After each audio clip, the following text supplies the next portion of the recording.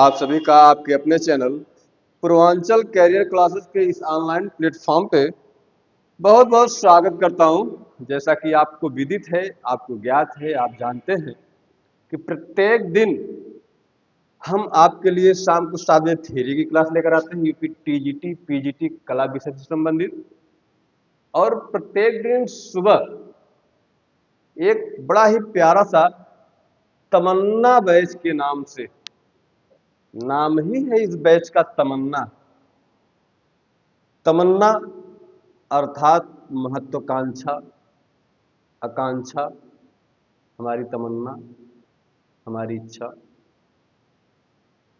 इस नाम में तो बहुत कुछ रखा है। फिलहाल आप कहाँ तक इसको समझते हैं ये अलग विषय है। आप जो हमारे सर हैं, जो मैडम हैं, अगर जो सीरियस है परीक्षा को लेकर, कुछ प्रतिशत विद्यार्थी सीरियस रहते हैं, हम उनके लिए बात कर रहे हैं।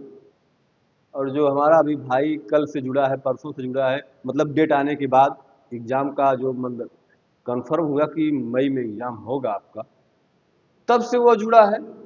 उसके लिए हमारे दिल में, हमारे मन में किसी भी प्रकार की कोई संवेदना नहीं है। वो खुद जिम्मेदार है अपना।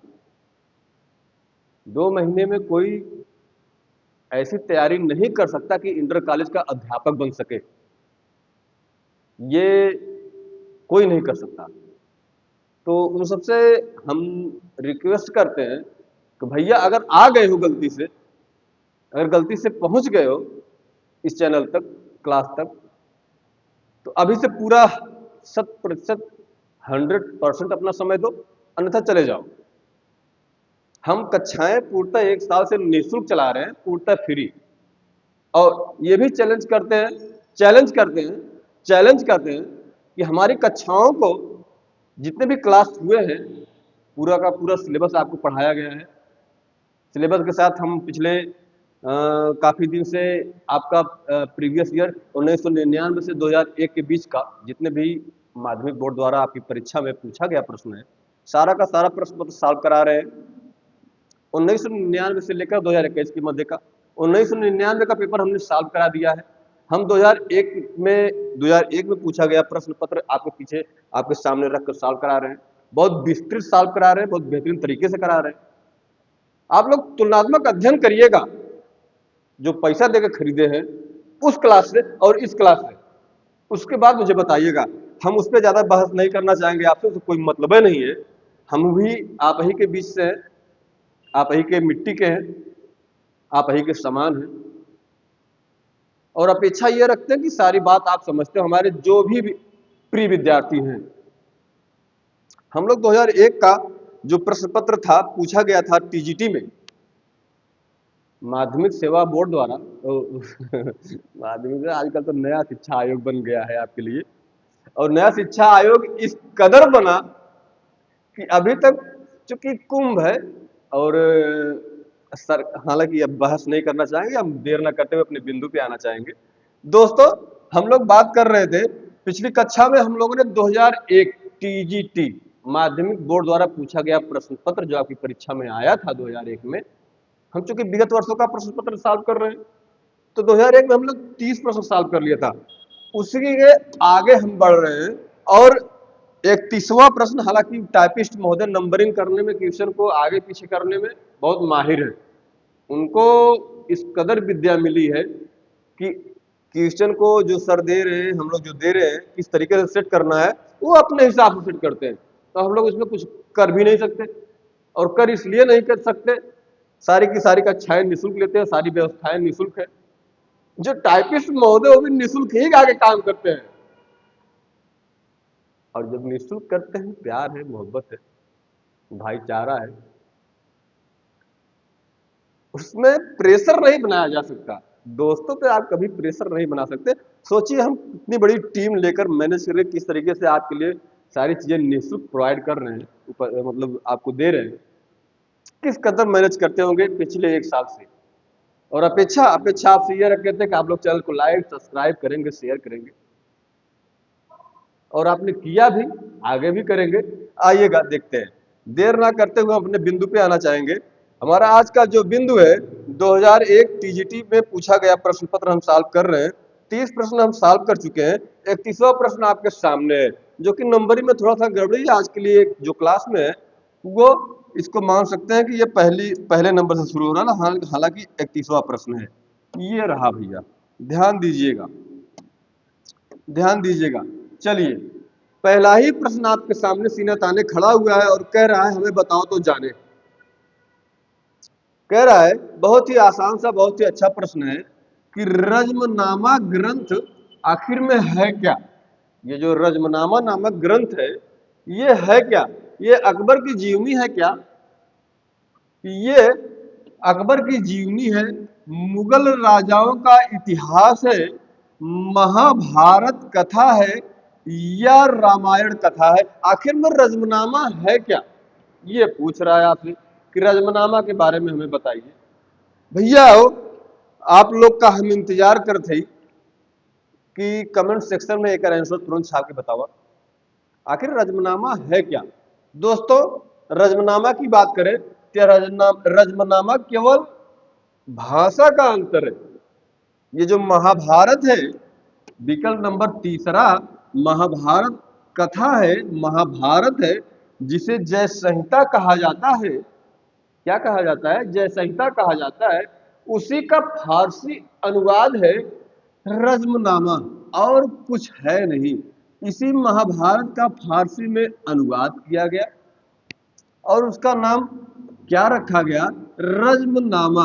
महाभारत रज्मनामा, जय संहिता, सारी बातें मिला जुला कर एक ही है और कुछ नहीं। आइएगा, आगे बढ़ते हैं, आगे बढ़ते हैं। अगला प्रश्न है आपके सामने, क्या है भैया, ध्यान दीजिएगा। अगला प्रश्न क्या कह रहा है? चित्रकार मंसूर बहुत ही प्यारा चित्रकार है, मुगल काल का चित्रकार है। आप जानते होंगे, थ्योरी की क्लास जितनी भी पढ़ी है उसका तो एक को प्रश्न गलत हो ही नहीं सकता। हाँ, जो थ्योरी की क्लास हमसे पढ़ा है उसका एक को प्रश्न गलत हो ही नहीं सकता, और उसे पूर्ण निःशुल्क पढ़ाया गया है। आप जाकर क्लास देख सकते हैं। किस प्रकार के चित्रों के लिए प्रसिद्ध है ये जो मंसूर है? चित्रकार मंसूर किस प्रकार के चित्रों के लिए मशहूर है, यही पूछ रहा है आपसे। हम एक बार नहीं 1000 बार चिल्ला चिल्ला के बताए हैं।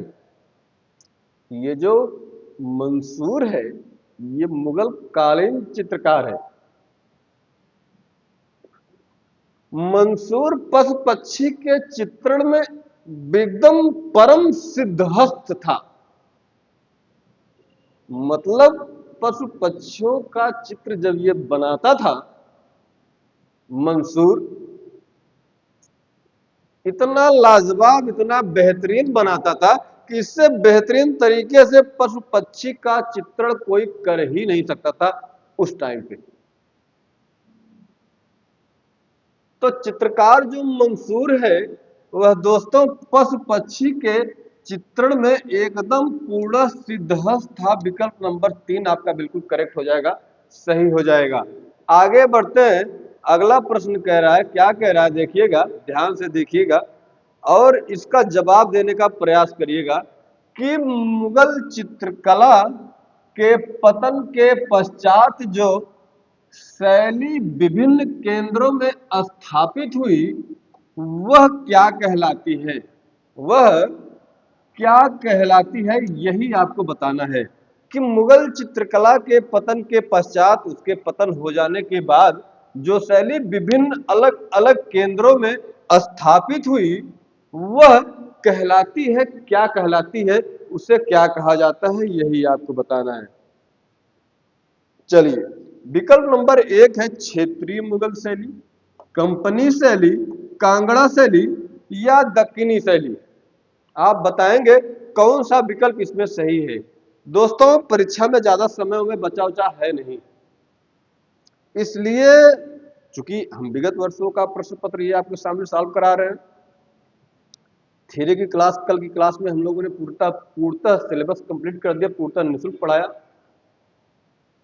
अब सुबह वाली बैच में तो ये चल रहा है विगत वर्षों का प्रश्न पत्र बहुत बेहतरीन तरीके से, जो कि आपके लिए बहुत इंपॉर्टेंट है। मतलब इससे ज्यादा इंपॉर्टेंट कुछ है ये नहीं है। और जो दूसरी क्लास हम शाम को लेकर आ रहे हैं 7 बजे थ्री वाली, वो तो कंप्लीट हो गई। लेकिन उसी टाइम पर हम प्रैक्टिस बैच एक और लेकर आ रहे हैं, जिसमें आपके लिए अच्छे अच्छे प्रश्नों की एक श्रृंखला लेकर आपके सामने उपस्थित होंगे हम।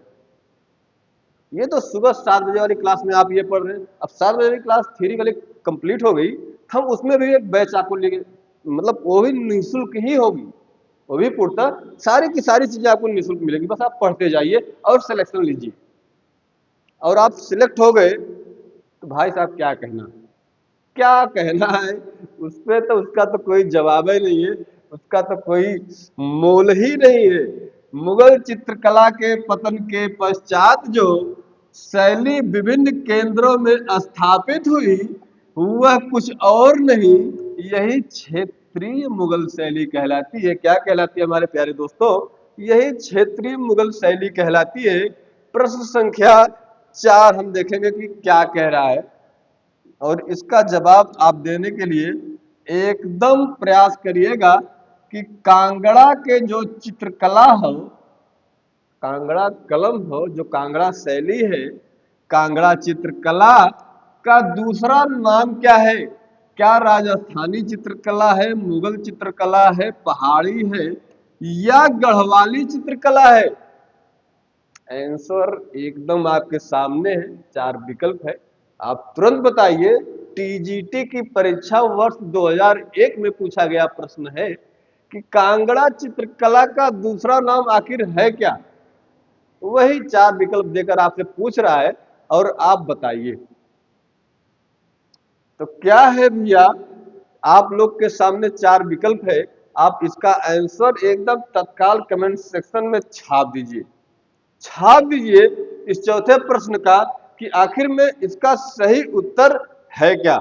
इसका सही उत्तर दोस्तों और कुछ नहीं, यही पहाड़ी चित्रकला है। क्योंकि मामला क्या है कि ये जो कांगड़ा चित्रकला है, कांगड़ा शैली है, यह कोई और नहीं, यह पहाड़ी शैली, पहाड़ी चित्रकला की ही एक उपशाखा है। कौन? यह कांगड़ा शैली। आगे बढ़िएगा, विकल्प नंबर 3 बिल्कुल करेक्ट हो जाएगा इस प्रश्न के लिए। अगला प्रश्न क्या कह रहा है, जरा ध्यान से देखिएगा, ध्यान से देखिएगा और बताइएगा कौन सा आंसर इसका सही होगा। देखिए कांगड़ा से ही, अच्छा पहाड़ी चित्रकला से तो क्वेश्चन किया, ठीक है, 2001 में टीजीटी में, वह भी कांगड़ा शैली से किया, किसी पर्टिकुलर एक टॉपिक से, उसी से संबंधित दूसरा प्रश्न उसी प्रश्न पत्र में पूछ रहा है आपसे कि कांगड़ा चित्रकला की उन्नति किसके समय में हुई। बस शब्दों का हेर फेर है, ये दुनिया ही, ये दुनिया ही एक माया जाल है। इस दुनिया में माया के अतिरिक्त कुछ नहीं है। माया के अतिरिक्त कुछ है वह नहीं, जो कुछ है माया है। और माया दिन प्रतिदिन इतना प्रभावित होती जा रही है इस समाज में, संसार में, ये जो समाज है, ये इस कदर अपना जो है प्रभाव स्थापित करते जा रही है, आने वाले समय में ये लगता है कि अभी तो भाई भाई का नहीं हो रहा है, पिता पुत्र का नहीं होगा, पुत्र पिता का नहीं होगा, पति पत्नी की नहीं होगी, कोई किसी का नहीं होगा। आने वाला समय इतना विकट है, इतना कठिन है कि उसका कोई, उसके लिए डिक्शनरी में कोई शब्द नहीं है। आने वाला समय कह रहा है कि कांगड़ा चित्रकला की उन्नति इनके समय में हुई, उन्नति हुई इनके समय में, कहने का मतलब है कि ये जो कांगड़ा शैली है वह कब अपने चरम पर पहुंची, कब अपने चरमोत्कर्ष को प्राप्त करती है, किसके समय में, किसके समय में? क्या वह राजा विधि चंद्र, तो मैं कोई मतलब है नहीं, राजा जयचंद, राजा संसार चंद या राजा रणजीत सिंह के समय में? किसके समय में भैया कांगड़ा चित्रकला अपने चरम पर पहुंची, यही आपको बताना है। इसका विकल्प नंबर जो 3 है, राजा संसार चंद, इसी राजा संसार चंद के ही समय में यह कांगड़ा चित्रकला अपने चरम को प्राप्त करती है, चरमोत्कर्ष तक पहुंचती है। बहुत ही न्यायप्रिय, उदारशील, बहुत ही कला प्रेमी शासक हुआ करता था राजा संसार चंद, कांगड़ा वाले क्षेत्र में। यह बात ध्यान दीजिएगा। अगला प्रश्न क्या कह रहा है भैया? अरे तो ससुरा 5 से है, हाँ हो गया। अगला प्रश्न क्या कह रहा है, ध्यान दीजिएगा। अगला प्रश्न कह रहा है, कांगड़ा चित्रकला किस शैली का, कांगड़ा कांगड़ा चित्रकला पर किस शैली का प्रभाव पड़ा है? क्या राजस्थानी, मुगल, जैन या काश्मीरी? यही आपको बताना है कि कांगड़ा चित्रकला पर किस शैली का प्रभाव पड़ा है, यही भैया आपको बता देना है। तुरंत एकदम कमेंट सेक्शन में छाप के बताइए, क्या राजस्थानी है, मुगल है, जैन है या कश्मीरी है, किस शैली का कांगड़ा शैली पर प्रभाव पड़ा है? भैया ये जो दूसरा वाला विकल्प है मुगल, इसी मुगल शैली का ही इस कांगड़ा चित्रकला पर प्रभाव पड़ा है। यह बात याद रखिएगा, ध्यान दीजिएगा। मामला क्या है कि जो लॉरेंस विलियम है, तो लॉरेंस विलियम का कहना है कि लॉरेंस विलियम कहते हैं कि कांगड़ा शैली एकदम पूर्णतः नितांत निजी शैली है। कैसी है? अपनी शैली है, निजी शैली है। और इसका जो आधार रहा है वह कुछ और नहीं, भित्ति चित्रण रहा है। इसका आधार जो रहा है वह भित्ति चित्रण रहा है। क्योंकि जो हिमालयन आर्ट पुस्तक है, हिमालयन आर्ट पुस्तक फ्रेंच महोदय उसमें लिखते हैं, क्या लिखते हैं कि सुलेखन व साज सज्जा में जहां ईरानी शैली, सुलेखन व साज सज्जा में जहां ईरानी शैली ईरानी शैली ने मुगल शैली को जन्म दिया, वहीं मुगल शैली ने भारतीय हिंदू संस्कृति को जोड़ते हुए जिस शैली को जन्मा, उस शैली का नाम कुछ और नहीं, क्या है? पहाड़ी शैली है। क्या है? पहाड़ी शैली है। ये चीज ध्यान दीजिएगा।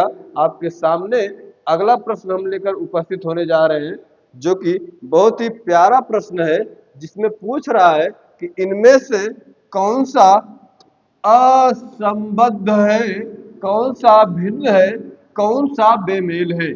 क्या मुगल चित्रकला, राजस्थानी चित्रकला, पहाड़ी चित्रकला या अजंता चित्रकला, इन चारों विकल्पों में कौन सा भिन्न है, कौन सा अलग है, कौन सा असंबद्ध है, वही आपको बताना है और कुछ नहीं।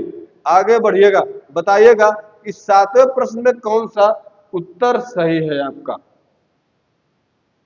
चलिए, इसमें जो सही विकल्प है वह चौथा है, यही भिन्न है। ये लघु चित्र शैलियां हैं। ये जो तीनों हैं, मुगल, राजस्थानी और कांगड़ा, यह लघु चित्र शैलियां हैं। क्या है? लघु चित्र शैलियां हैं। ये जो अजंता की चित्रकला है, यह लघु मतलब चित्रकला न होकर यह भित्ति चित्रण है। इसलिए इन चारों में यह अलग है, भिन्न है, असंबद्ध है। इसीलिए यही चौथा आपका विकल्प बिल्कुल करेक्ट हो जाएगा। आगे बढ़ा ए भैया, मास्टर साहब आगे बढ़ा और का कहत बा कि कांगड़ा, अरे बप्पा बप्पा, कांगड़ा कांगड़ा कांगड़ा, वो देख रहे हैं टीजीटी 2001 में पूछा गया प्रश्न, मतलब कांगड़ा से ही लगातार प्रश्न पूछे जा रहे हैं। ऐसे ऐसे पेपर होते हैं। चूंकि विगत वर्षों का प्रश्न पत्र सॉल्व करवाने का हमारा जो ध्येय है, हमारा मकसद है, यह है कि हमारे सभी भाई, हमारे भावी अध्यापक, सभी अध्यापिकाएं ये समझ सकें कि कोई टॉपिक है, हालांकि प्रत्येक बिंदु महत्वपूर्ण है, और प्रत्येक बिंदु से क्वेश्चन बनता है, बस किसी से कम किसी से ज्यादा, ये बात होती है। कांगड़ा से देख रहे हो किस तरीके से प्रश्न पूछा गया है। तीसरा प्रश्न है इसमें, इसी 2001 वाले में, कि कांगड़ा शैली के चित्रों के आखिर विषय क्या रहे हैं? रागमाला रहा है, कृष्णलीला, नायक नायिका भेद, या उक्त सभी? कौन से रहे हैं यही आपको बताना है। विकल्प नंबर इसका बिल्कुल चौथा करेक्ट हो जाएगा, क्योंकि कांगड़ा शैली के चित्रों का विषय रागमाला भी रहा है, कृष्णलीला भी रहा है, नायक नायिका भेद भी रहा है, इसीलिए चौथा वाला विकल्प बिल्कुल करेक्ट हो जाएगा।